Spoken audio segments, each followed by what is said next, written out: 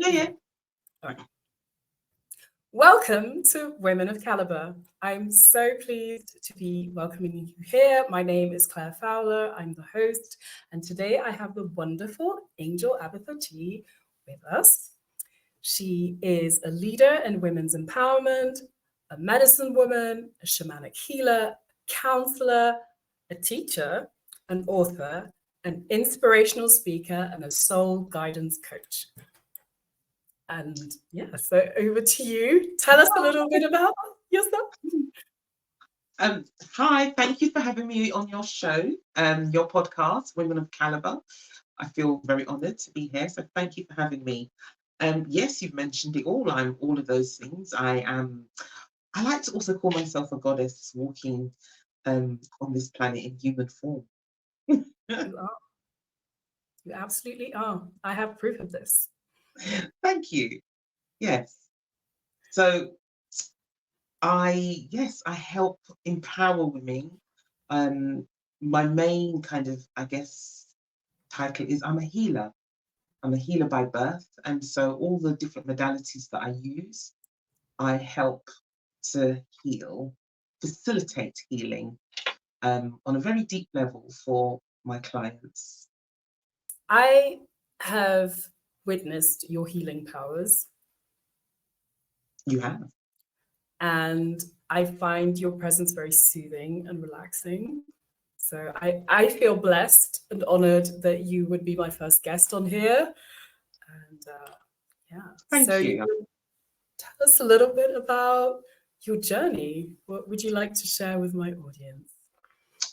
Well, especially as we're speaking about women of caliber, I would describe myself. I have got a lot of caliber, a lot of courage, a lot of oomph in my journey, because where I've started is so far from where I am and who I am today. Mm-hmm. I wrote about my journey in my first book, Hungry for Love. It's also in my previous name, Yvonne J. Douglas. I haven't updated the covers yet or anything like that. But in that, I really go into depth of all the things that I'd experienced growing up in poverty in East London, in a dysfunctional family, in a cult-like religion, and experiencing a lot of abuse on a sexual level, psychological level, emotional level, spiritual level, all of that, and actually rising from the ashes and managing to come through that. And it has been a bit of a journey. I started my journey when I was 27. That's the first time I went into therapy. I'm now 55. So it's been a long time doing the work. And, a lot of people know me for, she's always saying, do the work, do the work, do the work. And yes, I will continue to say that, because that's how we are going to get through, our traumas and heal those traumas. We have to go through it to get through it. We can't spiritually bypass, so that's why I always say do the work, because I know that the work that I've done on myself has brought me to the place that I am today. And, the journey has been like this. I've been into rehab for food addiction as well. And that was very enlightening. A lot of people don't realize how food can be a real strong addiction, and it can really suppress the feelings and the emotions and the memories. And when I went into rehab and they really monitored my food, that's when so much came up for me, so much that was suppressed in the subconscious. So yes, I have been on a journey, but it's been very worthwhile.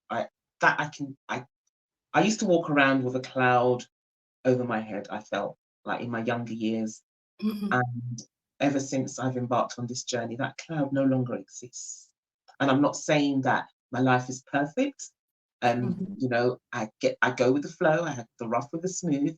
I've got the tools, I've got the skills, and I can just continue and do the work that I'm doing. So yeah, that's how I got into this line of work. It's been an evolution, because I first started off doing coaching, then the counselling, And then the more I stripped away a lot of my wounds, my traumas, the human stuff, I call it, the human conditioning that we all have, the more came stripped away, the more my spiritual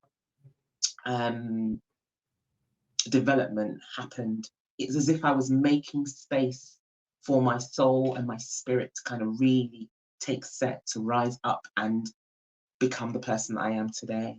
And so, as I said, the journey evolved. I started to learn Sechem energy healing, which is very similar to Reiki, but it's a bit more powerful and gentle.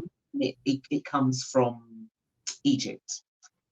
And from there, I then became, one of the things I forgot to add, I became a shamanic practitioner, I should say. And again, a few years later, I then became a sacred celebrant. That's something that, I don't know why I seem to keep forgetting to add that onto my bio when I send it over to people. But yes, I'm also a sacred celebrant. So there's been a huge evolution in all those trainings. It just brings me deeper and deeper into myself, into my psyche, into my soul. And also what I find is they all allow me to open my heart just that bit more, that bit more. And that's where we're all heading to, the heart space, really opening up so that we can really feel trusting of ourselves and trusting of other people and be the change that we want to see in the world, because that's really why we're here, right? I agree. And just a little disclaimer, nobody is going to believe that you're 55. So just saying, nobody. Well, it's true. It's true. It's so fantastic. I love it. Thank you. But you know what, though, Claire? I find that the more we do release the traumas, the more we become, I feel like it's a youth tonic in some ways, you know? Because when I look back on some of my photos, like in just, maybe early 30s, perhaps, I think there's not much of a difference of how I look. And I do believe the more you do release the stuff, you lighten your load and it helps you to look younger. I swear by it helping you look younger. Yeah. I was, just before we jumped on this call, I was on a call with a friend from university, and she said something so profound. I wish I'd written it down, but she was just saying that, when you're in alignment with who you truly are, you glow from the inside out. I'm paraphrasing, but yes, yeah, it's shedding those layers of trauma and drama. I totally agree with that, actually. I totally agree with that. Yeah. It's about coming into alignment. And then life becomes, I would say, easier. It flows better when you're in line with your purpose. Yeah. It just flows much easier. Absolutely. So, I mean, you've had this amazing journey. Do you think there's something about being in your late 20s that, do you think in astrology, I think they talk about Saturn return. I feel that I really experienced a shift from the age of 28 onwards. Yes. Because when I look back, when I was 27, I had my second child. And I remember having a bit of a shift at that age. 27, 28. So yes, they do say that every 7 years we go through a cycle. And it brings about a shift in us. And it's also a time for us to, I feel like it's a time when our soul literally knocks. And if we're ready and we hear the knocking, we kind of like, got to do something here. And then, yeah, we kind of move forward. But not everybody always hears that knocking, which is fine, because everything happens in divine time anyway, they say. I do agree with that. Some of us are stubborn, like we hear the knocking, just think, son, knock. No. Maybe I'm just talking about myself, but this is not about me, it's about you. So, yeah, I mean, how did you make that transition from your previous career to what you're doing now? Just curious. Well, I actually had a breakdown. I had a breakdown, and it was like an emotional breakdown. And I also, my marriage at the time, that was my second marriage. That came to an end when I had the breakdown. And then I went into rehab. And when I came out of rehab, I realized that the work that I was doing was soul destroying. I was working in investment banking, and it just wasn't for me. And so I made the decision to leave, and I then started studying. I first did life coaching, and then a year later I went and did a degree in counselling. But funnily enough, I had done an introduction to counselling a few years before that, so there was something brewing in me then that I wasn't quite ready. So yeah, it took a breakdown for me to actually embark on this journey in this career, and I've not looked back since, and it's definitely my purpose. You know, I always found that people used to just talk to me randomly and pretty much offload. You know, they felt very comfortable speaking to me and saying, "You're the only person I've told this." And, you know, it was kind of like a natural energy that I gave off to people, I guess. They felt comfortable. And so going on this career path, this purpose, it just feels very aligned. It feels very aligned. And I can't see myself doing anything different, to be honest. That's amazing. And I suppose the question is, and you probably get this too, like, where did you find the strength to come back from all of that and then just change direction? Do you know, I feel like the strength came from within somehow, because I remember before going to uni to do my counselling degree, the thought of going to uni used to scare me. And I remember saying to a friend, but what would I do? How would I go about it? I wouldn't, literally full of fear at the prospect of doing a degree. But then when this time came around, it just happened. I just got on with it.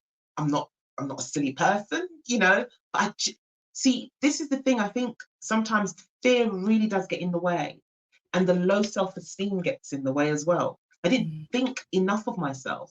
I didn't think I was intelligent enough to do a degree.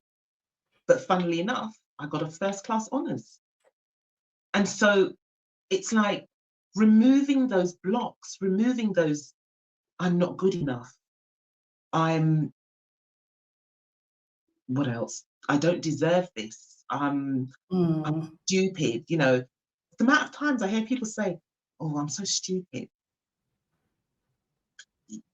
The negative self-talk was so deep for me. But as I said, because before I went to rehab, I actually had 7 years of psychodynamic therapy. That was my first innings of, you know, doing the work. And that was very intense, very, very intense. But it really helped me remove a lot of the blocks. It helped me look at, you know, the way I thought, the way I behaved, and how I was responding to the world and to the people in it. And so many changes have happened, and the changes continue. The changes continue. So the strength comes from within. And also, my ancestors, my spirit guides, they've come through. They have really come through. And the more I open up spiritually, the more I feel their presence in my life. They are powerful. They are with me. They help me get through. And see, the thing is as well, there's so many ancestors and angels that are unemployed because we're not asking for their help. You've blown my mind. I think mine are doing overtime, personally, just saying. Brilliant. We love it. They love it. They want to help. The thing, because we have to realize the power that's within us as well. We need to understand our connection to spirit. And in so doing, we become more and more empowered. There's so much I want to touch on. So you mentioned your religious upbringing. I was brought up in a Christian home. I don't want to throw my family under the bus, but I'm going to anyway. Yeah, my mum has had some spiritual experiences. I've had them. Honestly, I mean, I know that when she was young, really young, like a child, she couldn't quite distinguish between living people and spirits. Right. She may never watch this podcast, so we're good. I mean, it is what it is, right? So, and sometimes when I'm talking to people, they'll say something like, "Oh, I'm not spiritual," and I'm so confused. I don't even, because I can't really distinguish what is spiritual and from what is not. And I think it's the culture that I was brought up in. I've always been aware. Yeah. We've always been made aware. Like we always acknowledge our ancestors, like memorials, death memorials, actually 10, 20 years, 40 days. Like there's no escaping it. Like and I think as a child, I was aware of it. Right. So yeah, that protection has always been there. They're always looking out for us. But when we actually really connect with them on a very conscious level, they are really celebrating that. Right. They are so happy that they're like, finally, she knows we're here, and we can really communicate with them. So, yeah, we are spiritual beings having a human experience. Absolutely. And do you find that people who are, because let's face it, a lot of people of African descent are very religious, one way or another, like whichever belief system they have. And maybe anything spiritual that's not tied to religion is frowned upon. So do you encounter people like that with your work? I do. And I also encounter people who are questioning their religious upbringing, questioning Christianity. Obviously, I question Christianity. I was brought up as a Jehovah's Witness. And my last book that I published, Journey of a Starseed, that actually really goes into depth of my religious upbringing and how I transformed. Was that the right word? Transformed? How I transitioned. That's the word. How I transitioned from Christianity to spirituality. It also talks about all the spiritual phenomena that I experienced with my ancestors, with my spirit guides. It's just, it's been a fascinating journey to actually go through. And I feel that for me personally, and it does say so in the book, I do feel that for people of color, for us as Africans, our natural way of being was spiritual. We worked with the elements, we worked with Mother Earth, we worked with spirit. That's how we were originally until Christianity came along. Shamanism is the oldest form of spirituality known to man, and shamanism spans the globe. It's all over. And I find that when we connect to our original way of being, it's very powerful for us. I feel that Christianity very much blocked me and suppressed me from becoming who I am. For me, it was spiritual abuse, actually, because it did not sit with my psyche. I can relate to that. And I'm sure a lot of us can. But sometimes people, they're very scared to make that move because they think, oh, what's the family going to say? They're worried about leaving what they've known, and it is scary because my views on my belief system was very strong. You know, out of my siblings, I was the last one to leave the religion, and I was the first one to actually get baptized, even though I'm not the oldest. So I'm very firmly in it, and but what I have come to realize is that for me, religion was a belief system, but where I am now as a spiritual being having a human experience, I know. It's a knowing, not a belief. Yeah. I know what I've experienced with spirit. And a knowing is way more powerful than a belief. I fully agree.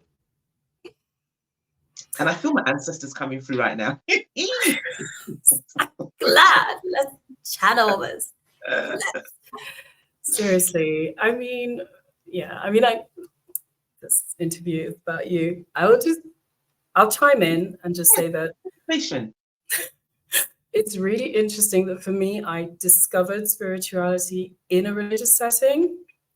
Yes, and that's what led me out of that religious setting. It was almost like an awakening. It was an awakening, and it happened between the ages of 28 and 35. Again, that 7-year cycle. At 35, I was like, yes, I checked out. It's like I can see things, I hear things, I feel things. I'm trusting my intuition more. It's taken a while, but yeah. And this is the thing. I feel what I would like to say to people out there is if you're experiencing something, you're not mad. You're not going crazy. You know, some people end up thinking that they're psychotic or there's something wrong with them, but they're not. Just seek the guidance that you need. Seek spiritual guidance and really learn to trust what you're sensing, what you're feeling, what you're seeing. You know, you may be somebody that is more clairaudient, so you might hear spirit. Or if you're very clairvoyant, you might see spirit. Or if you're very clairsentient, you may feel spirit. And so really trust what you're feeling, okay? And don't become paranoid. And seek spiritual guidance to help you on that journey. That's what I would say. So could someone come to you? Because I mean, I had like no one when the penny dropped. I was like, oh my God, my world is crashing around. Like I couldn't go to church anymore, so that's like a whole community that I pretty much had to say goodbye to. I was just out here on YouTube. Bless you. I mean, there's a lot of information on YouTube for sure, and yes, people can absolutely come to me. I do a mix of services. I'm not just doing, obviously, as I mentioned, do counselling, but also the spiritual guidance and helping people to really connect with their spirit, their ancestors, and heal some of the spiritual wounds as well. So yes, absolutely. I mean, I'm so glad I found you. It's actually thanks to a friend, because I was fighting like counseling for my brother passed away in 2011, and I was like, my first cousin is a counselor, and she said, why didn't you go into counseling? I was like, no, it's fine, I'm going to church, I'm good. That's what a lot of people do. That's what a lot of people do. And they there's a saying that God only helps those who help themselves, actually. Because I find that a lot of people in religion, they say, oh, God will, and they don't take responsibility for themselves. And that's really sad, actually. That's really sad, because I think that we have to be responsible human beings, spiritual beings, and do the work. Yeah, well, you know what? For me, the work started by doing youth work in the church and like helping children, and then I kept on getting flashes of things, and then people would come up to me and say, Claire, this is what I saw in the spirit. And I was like, Wow. no, can't cope. Oh, go away. And then I had dreams and visions, and like there's no running away from that. But it was good. I mean, it was a slow process. Yes. Divine timing. Yeah, but absolutely. And I would also stress that it's much better if you open up to spirit in a not quickly, basically, but gradually. And also, the more you heal any traumas and darkness that you may be carrying within you, it can be quite concerning if you then start going into the spiritual arena and doing stuff, because of that dark negative energy that you might be carrying due to traumas, etc. You could attract the darker energies, the darker entities, the unhealed ancestors, because some of those ancestors are not healed, and they can also try and influence you. So that's why it's really important to do this work and clear and cleanse your energy fields, your emotional body, everything. And it just then fits in a lot more gently and easily for you. I think that's really good to hear. And it's good to know that, if people are questioning, you can come to you. Yes. Yeah. What would you say was like, what's been the turning point for you in all this? I think what turning point? I don't know, maybe there wasn't one, but just key moment for you. I think the key moment for me was when I went into rehab and I started going to the anonymous fellowships back then. And I heard the phrase, we are spiritual beings having a human experience. And it's as if something in me was like, oh my God, that's it. It's like I remembered something. And this is the thing, the journey that we are all on, it is about remembering who we are, remembering our power, remembering that as spirit, we are eternal.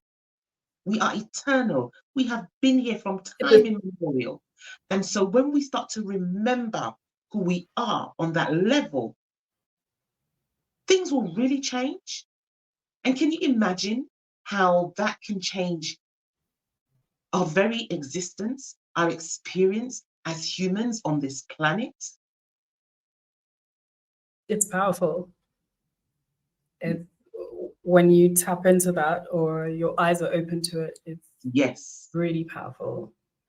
So more of us need to wake up. More of us need to remember. We need to remember. Yes, ma'am. There's a line at the end of one of Burna Boy's songs. What a line? It's a lady speaking. I think it might be his mum.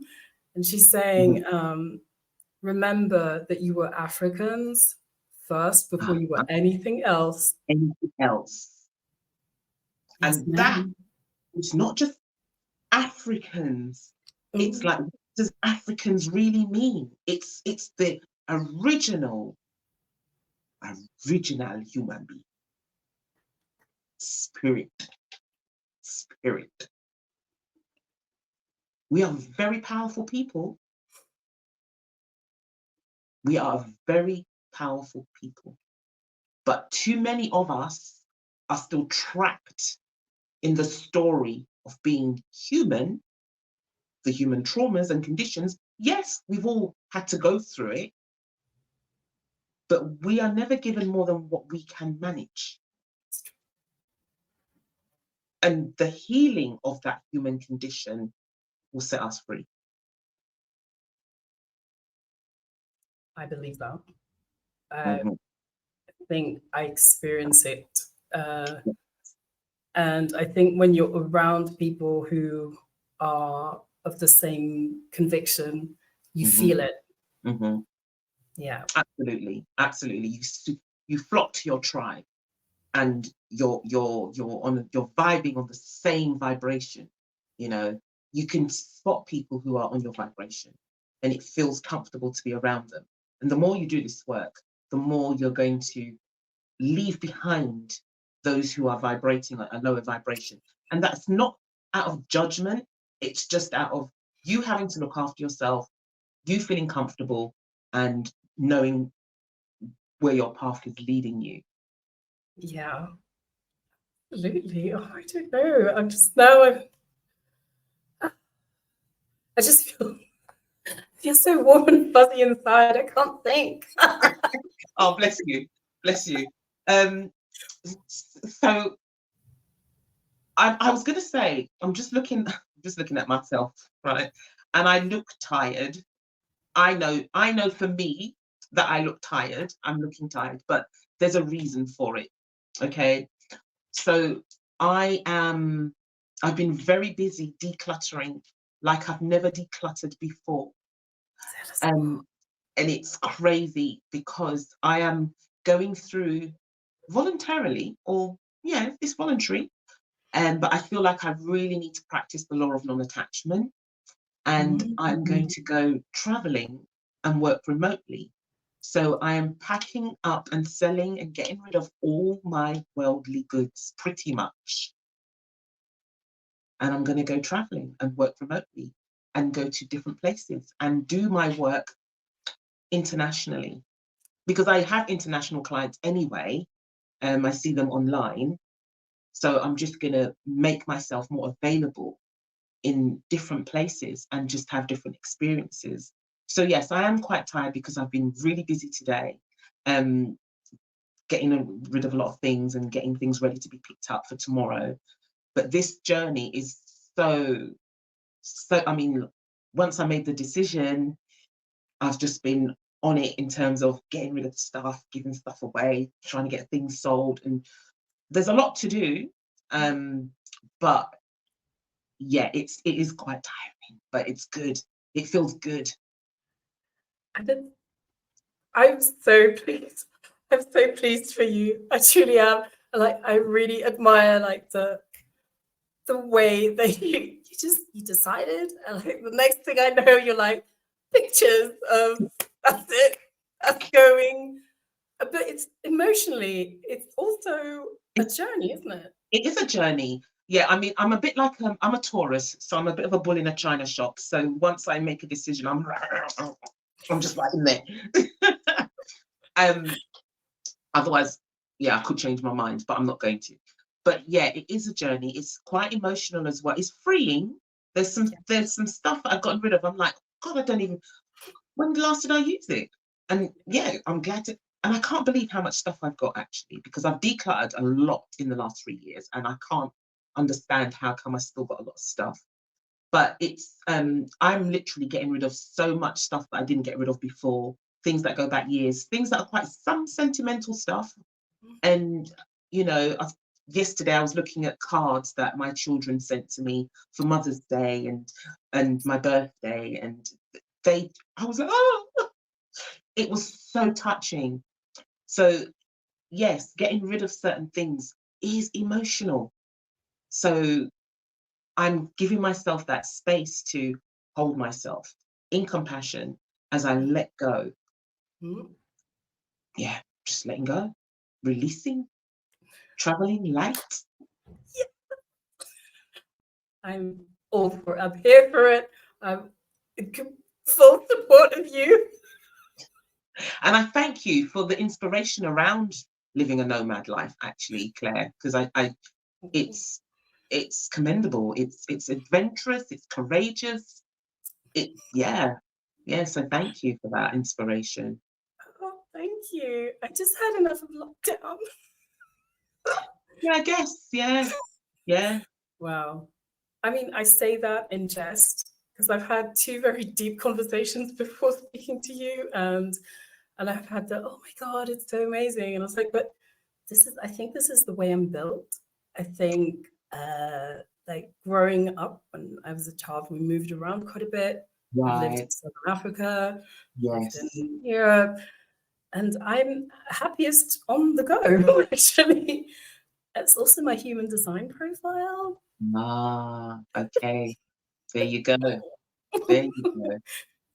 Where is Claire? I don't even know where I am sometimes. I wake up and I'm like, what country is it?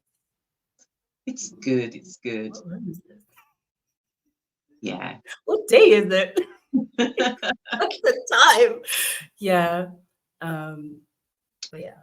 So that's what I'm doing at the moment. And when I get to certain places, I will be putting on retreats in exotic countries, warmer climates, and I will be collaborating and doing retreats. That's a dream of mine, and I that is the plan to do that. Yeah. Healing retreats, like proper healing retreats, not just your little yoga retreat. No, we're gonna go deep. But we're gonna have fun, because I also say that on this journey, it can feel really draining and emotional and hard and challenging. And it is. Nothing good comes easy, they say. But it's so worth it. And also, I like to inject and infuse some fun into the healing process. And there's ways of doing that. I'm really in touch with my inner child, and I like to play and have fun and laugh. And there are ways of injecting that into the healing process. So I'm going to be doing that on my retreats as well. So it's not just going to be all, but people will definitely come away feeling lighter, happier, and have a clearer vision for how they're going to continue living their lives. I believe you. I cannot wait. I want to come along. Just actually, I'm going to need your details. Like, where can people find you online? Since you're going to be on the go soon. Yes. Well, they can find me. I'm online, angelabitha.com. angelabitha.com. Angel Abitha on pretty much all the platforms that I'm on: TikTok, Instagram, YouTube. Yeah. And I have a website. So yeah, it's quite easy, really. Just have to remember my name. Well, I'm going to link everything down below. If people are watching this on YouTube, it'll be on the Women of Calibre podcast website as well. I'm going to link your books as well. Thank you. And your contact details. So people are going to be like, oh my goodness, you're going to need another assistant. Yeah. See how it goes, eh? Yeah. Exactly. Because I think, personally, I think a lot of people would benefit from working with you, just being around you, spending time with you. And I hope that at some point we find ourselves in the same place. I'm sure we will. We will. Yes. Somewhere sunny. Oh yes, it has to be sunny for sure. Cocktails. Mocktails. At least. Fruit cocktails. Yeah, it'll be great. Yeah. Tropical fruit. Tropical fruit. Good food, healthy food. Yes. Nourishing food. Yeah. Yeah. And I'll be bringing my shamanic drum with me on my travels. Can't go anywhere without her. So that I will still be able to do some of the shamanic work with people.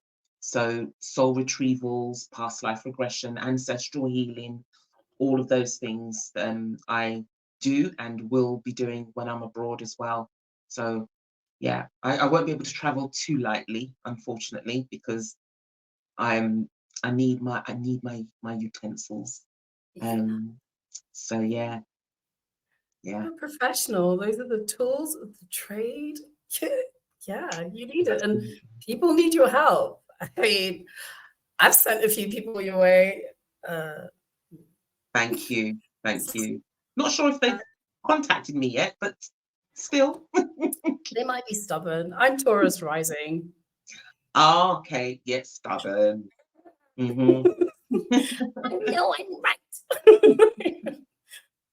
Absolutely. But yeah, people come to me when they're ready. Exactly. People come to me when they're ready. And sometimes not everybody is, I'm not the right person for everybody. You know, that there's that as well. There's sometimes I've had to turn people away because I'm not the right person for them. So yeah, it's that's just how the universe works. Yeah. And yeah, I find myself in that same situation. Right, right. Of, So yeah. yeah. This has been wonderful. Really, really wonderful. Do you have any parting words of wisdom for the girls and the women who are no doubt going to watch this? The parting words that I would say is woman, you are the creator of life. You are powerful. You are precious. You are the divine feminine. You are the essence that creates life. So raise your standards. Love yourself unconditionally. Work on yourself, on your inner self, and then you'll see the miracles happening.